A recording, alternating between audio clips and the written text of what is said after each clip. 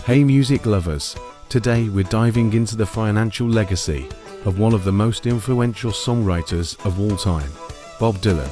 How much has the voice of a generation really made? Let's break it down. Chapter 1. Early Days and First Hits. Robert Allen Zimmerman, better known as Bob Dylan, was born on May 24, 1941, in Duluth, Minnesota. He grew up in the nearby mining town of Hibbing, where his early experiences would later influence his songwriting. Dylan's journey to wealth began in the early 1960s, after he moved to New York City. His first album, Bob Dylan 1962, didn't exactly set the charts on fire, but it laid the groundwork for what was to come. In 1963, the freewheeling Bob Dylan changed everything.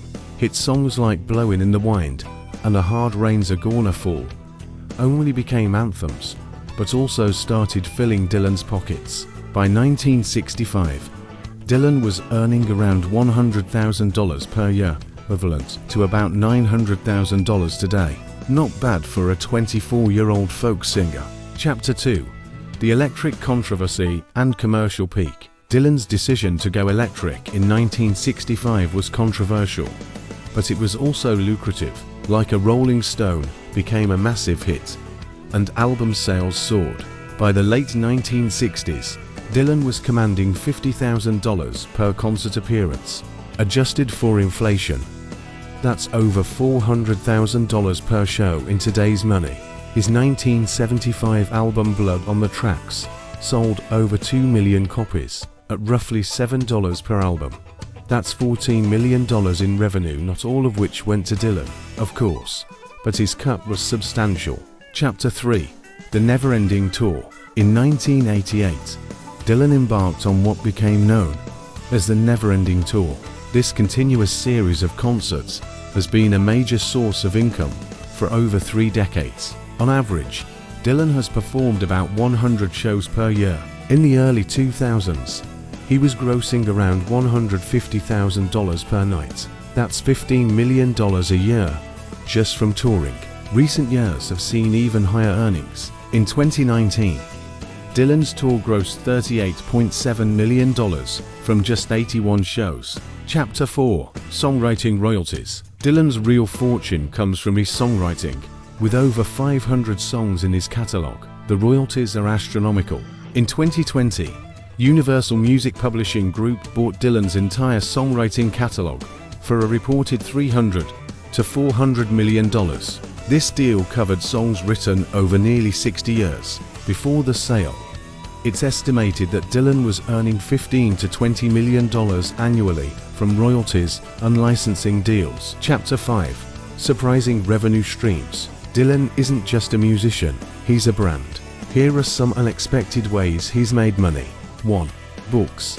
His 2004 memoir Chronicles, Volume 1 was a bestseller. 2. Art. Dylan's paintings and sculptures have sold for tens of thousands of dollars each. 3. Whiskey. In 2018, Dylan launched Heaven's Door, a line of whiskies that has become quite successful. Chapter 6. The Nobel Prize. In 2016, Dylan was awarded the Nobel Prize in Literature. While the prize money, about $900,000, is relatively small compared to his other earnings, it added prestige to his brand. Interestingly, Dylan didn't attend the ceremony, which some speculate was to avoid media attention that could impact his business dealings. Chapter 7. The Big Numbers. Let's look at some jaw-dropping figures. Catalog sale to Universal, $300 to $400 million. Annual touring revenue pre-COVID, $30 to $40 million. Estimated yearly royalties before catalog sale, $15 to $20 million. Book sales and art, estimated $5 to $10 million lifetime earnings. Whiskey brand, exact figures unknown, but likely millions per year.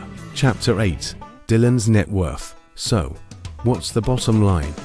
As of 2024, Bob Dylan's estimated net worth is around $500 million. This puts him among the wealthiest musicians in the world, though not at the very top. He's in the same league with Bruce Springsteen and Paul McCartney, but behind the likes of Jay-Z and Kanye West. From a young folk singer in Greenwich Village to a $500 million artist, Bob Dylan's journey is as fascinating financially as it is musically. But here's a question to ponder. Has Dylan's commercial success overshadowed his artistic legacy? Let us know what you think in the comments below. If you enjoyed this deep dive into the finances of a music legend, don't forget to like this video and subscribe to our channel for more music industry insights. And hey, if you've got a favorite Dylan song, drop that in the comments too. Let's see which one comes out on top. Until next time, keep on rocking, and remember, the times, they are a-changing, but Dylan's bank account keeps on growing.